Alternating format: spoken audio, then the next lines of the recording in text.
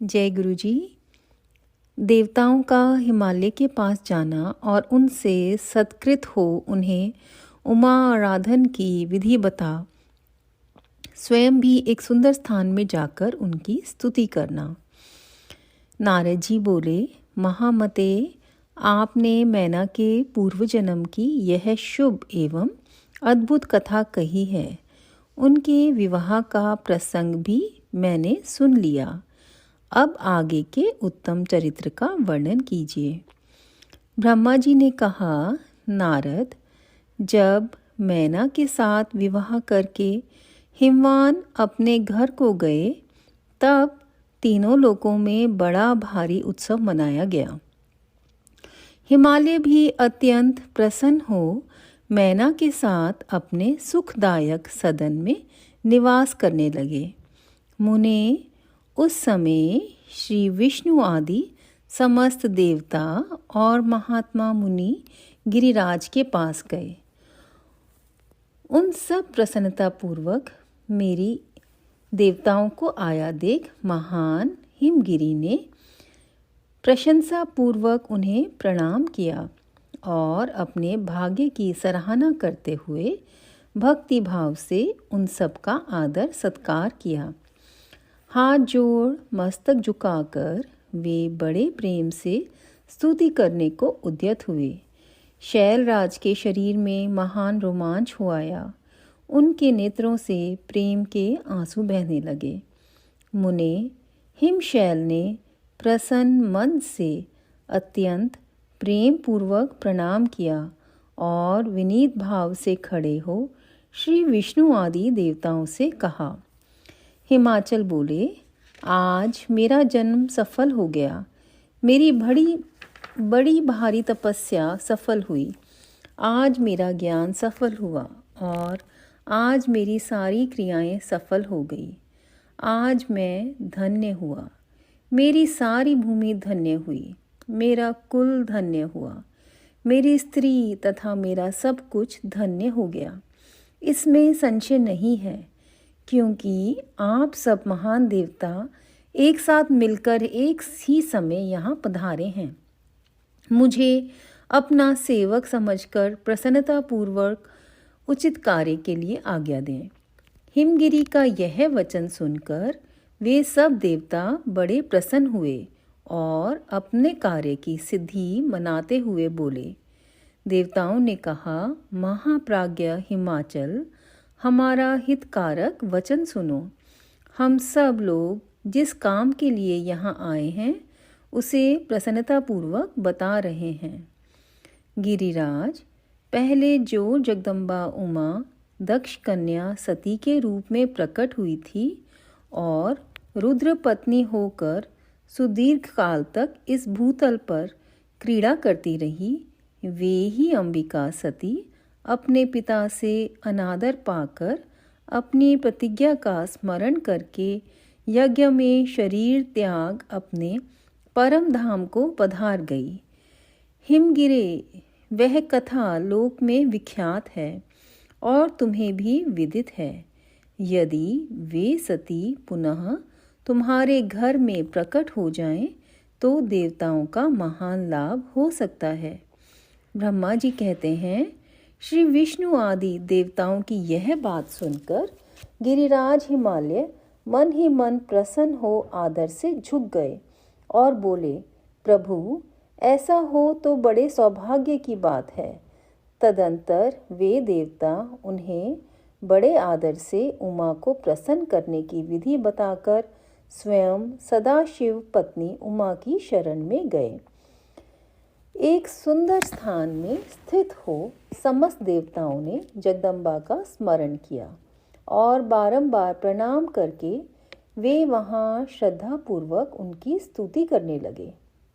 देवता बोले, शिवलोक में निवास करने वाली देवी उमे, जगदम्बे, सदा शिवप्रिय, दुर्गे, महेश्वरी, हम आपको नमस्कार करते हैं।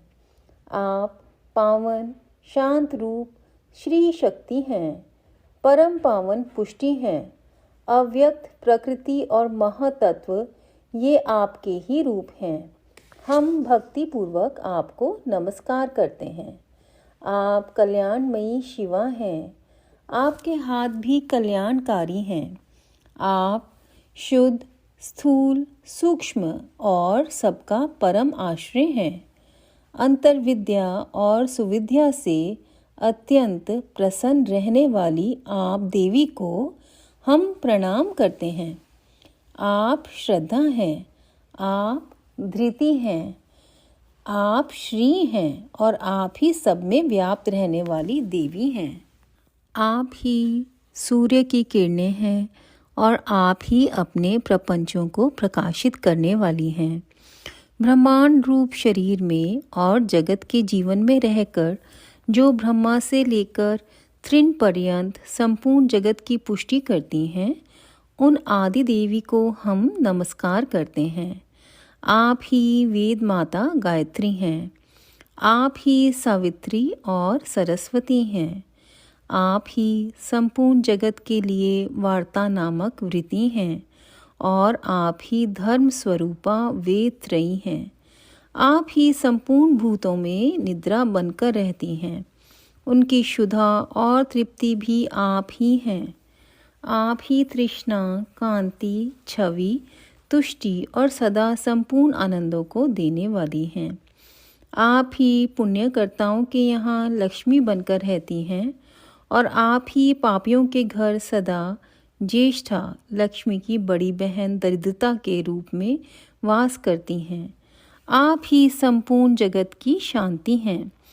आप ही धारण करने वाली धात्री एवं प्राणों का पोषण करने वाली शक्ति हैं। आप ही पांचों भूतों के सार तत्व को प्रकट करने वाली तत्व स्वरूपा हैं। आप ही नीतिज्ञों की नीति तथा व्यवसाय रूपिणी हैं। आप ही सामदेव की गीति हैं। आप ही ग्रंथि हैं। आप ही यजुर मंत्रों की आहुति हैं। ऋग्वेद की मात्रा तथा अथर्ववेद की परम गति भी आप ही हैं। जो प्राणियों के नाक, कान, नेत्र, मुख, भुजा, वक्षस्थल और हृदय में धृति रूप से स्थित हो, सदा ही उनके लिए सुख का विस्तार करती हैं। जो निद्रा के रूप में संसार के लोगों को अत्यंत सुभग प्रतीत होती हैं, वे देवी उमा जगत की स्थिति एवं पालन के लिए हम सब पर प्रसन्न हों। इस प्रकार जगत जननी सती साध्वी महेश्वरी उमा की स्तुति करके अपने हृदय में विशुद्ध प्रेम लिए वे सब देवता उनकी दर्शन की इच्छा से वहाँ खड़े हो गए। अध्याय 3। जय गुरु जी। संगत जी, आज शिव पुराण में ये देवी जी का इतना ब्यूटीफुल वर्णन आया है। जैसे कि आज वसंत पंचमी है और सब आज सरस्वती माँ को प्रे करते हैं उनकी कृपा के लिए। और इतना सुंदर शिव पुराण में ये लाइन आ गई, आप ही वेद माता गायत्री हैं, आप ही सावित्री हैं और सरस्वती हैं। उन आदि देवी को हम नमस्कार करते हैं। अब आगे उमा देवी का दिव्य रूप से देवताओं को दर्शन देना, देवताओं का उनसे अपना अभिप्राय निवेदन करना और देवी का अवतार लेने की बात स्वीकार करके देवताओं को आश्वासन देना। ब्रह्मा जी कहते हैं, नारद, देवताओं के इस प्रकार स्तुति करने पर दुर्गम पीड़ा का नाश करने वाली जगत जननी देवी दुर्गा उनके सामने प्रकट हुई। वे परम अद्भुत दिव्य रत्नमय रथ पर बैठी हुई थी। उस श्रेष्ठ रथ में घुंघरू लगे हुए थे और मुलायम बिस्तर बिछे थे। उनके श्री विग्रह का एक एक अंग करोड़ों सूर्यों से भी अधिक प्रकाशमान और रमणीय था। ऐसे अवयवों से वे अत्यंत उद्भासित हो रही थी। सब और फैली हुई अपनी तेजो राशि के मध्य भाग में वे विराजमान थी। उनका रूप बहुत ही सुंदर था और उनकी छवि की कहीं तुलना नहीं थी।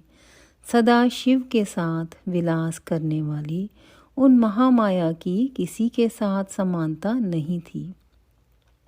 शिवलोक में निवास करने वाली वे देवी त्रिविध चिन्मय गुणों से युक्त थी। प्राकृत गुणों का अभाव होने से ही उन्हें निर्गुणा कहा जाता है। वे नित्य रूपा हैं। वे दुष्टों पर प्रचंड कोप करने के कारण चंडी कहलाती हैं, परंतु स्वरूप से शिवा कल्याणमयी हैं। सबकी संपूर्ण पीड़ाओं का नाश करने वाली तथा संपूर्ण जगत की माता हैं। वे प्रलय काल में महानिद्रा होकर सबको अपने अंक में सुला लेती हैं तथा वे समस्त स्वजनों का संसार सागर से उद्धार कर देती हैं। शिवा देवी की तेजो राशि के प्रभाव से देवता उन्हें अच्छी तरह देख ना सके। तब उनके दर्शन की अभिलाषा से देवताओं ने फिर उनका स्तवन किया। तदंतर दर्शन की इच्छा रखने वाले विष्णु आदि सब देवता उन जगदम्बा की कृपा पाकर वहां उनका सुस्पष्ट दर्शन कर सके। इसके बाद देवता बोले, अंबिके महादेवी, हम सदा आपके दास हैं। आप प्रसन्नता पूर्वक हमारा निवेदन सुने। पहले आप दक्ष की पुत्री रूप से अवतीर्ण हो लोक में रुद्रदेव की वल्लभा हुई थी। उस समय आपने ब्रह्मा जी के तथा दूसरे देवताओं के महान दुख का निवारण किया था। तदंतर पिता से अनादर पाकर आप अपनी की हुई प्रतिज्ञा के अनुसार आपने शरीर को त्याग दिया और स्वधाम में पधार आई। इससे भगवान हर को भी बड़ा दुख हुआ। महेश्वरी, आपके चले आने से देवताओं का कार्य पूरा नहीं हुआ, अतः हम देवता और मुनि व्याकुल हो आपकी शरण में आए हैं। महेशानी शिवे, आप देवताओं का मनोरथ पूर्ण करें, जिससे सनत कुमार का वचन सफल हो। देवी, आप भूतल पर अवतीर्ण हो पुनः रुद्रदेव की पत्नी होइए और यथा योग्य ऐसी लीला कीजिए जिससे देवताओं को सुख प्राप्त हो। देवी, इससे कैलाश पर्वत पर निवास करने वाले रुद्रदेव भी सुखी होंगे। आप ऐसी कृपा करें जिससे सब सुखी हों और सबका सारा दुख नष्ट हो जाए। ब्रह्मा जी कहते हैं, नारद, ऐसा कहकर विष्णु आदि सब देवता प्रेम में मग्न हो गए और भक्ति से विनम्र होकर चुपचाप खड़े रहे। देवताओं की यह स्तुति सुनकर शिवा देवी को भी बड़ी प्रसन्नता हुई। उसके हेतु का विचार करके अपने प्रभु शिव का स्मरण करती हुई भक्तवत्सला दयामयी उमा देवी उस समय विष्णु आदि देवताओं को संबोधित करके हंसकर बोली। उमा ने कहा, हे हरे, हे विधे और हे देवताओं तथा मुनियों, तुम सब लोग अपने मन से व्यथा को निकाल दो और मेरी बात सुनो। मैं तुम पर प्रसन्न हूँ, इसमें संशय नहीं है। सब लोग अपने अपने स्थान को जाओ और चिरकाल तक सुखी रहो। मैं अवतार ले मैना की पुत्री होकर उन्हें सुख दूंगी और रुद्रदेव की पत्नी हो जाऊंगी। यह मेरा अत्यंत गुप्त मत है। भगवान शिव की लीला अद्भुत है। वह ज्ञानियों को भी मोह में डालने वाली है। देवताओं, उस यज्ञ में जाकर पिता के द्वारा अपने स्वामी का अनादर देख जब से मैंने दक्ष जनित शरीर को त्याग दिया है, तभी से वे मेरे स्वामी कालाग्नि रुद्रदेव तत्काल दिगंबर हो गए। वे मेरी ही चिंता में डूबे रहते हैं। उनके मन में यह विचार उठा करता है कि धर्म को जानने वाली सती मेरा रोष देखकर पिता के यज्ञ में गई और वहाँ मेरा अनादर देख मुझ में प्रेम होने के कारण उसने अपना शरीर त्याग दिया। यही सोचकर वे घर बार छोड़कर अलौकिक वेश धारण करके योगी हो गए। मेरी स्वरूप भूता सती के वियोग को वे महेश्वर सहन ना कर सके। देवताओं, भगवान रुद्र को भी यह अत्यंत इच्छा है कि भूतल पर मैना और हिमाचल के घर में मेरा अवतार हो, क्योंकि वे पुनः मेरा पानी ग्रहण करने की अधिक अभिलाषा रखते हैं। अतः मैं रुद्रदेव के संतोष के लिए अवतार लूँगी और लौकिक गति का आश्रय लेकर हिमालय पत्नी मैना की पुत्री होंगी। ब्रह्मा जी कहते हैं, नारद, ऐसा कहकर जगदम्बा शिवा उस समस्त देवताओं के देखते देखते ही अदृश्य हो गई और तुरंत अपने लोक में चली गई। तदंतर हर्ष से भरे हुए विष्णु आदि समस्त देवता और मुनि उस दिशा को प्रणाम करके अपने अपने धाम में चले गए। अध्याय 4। जय गुरु जी।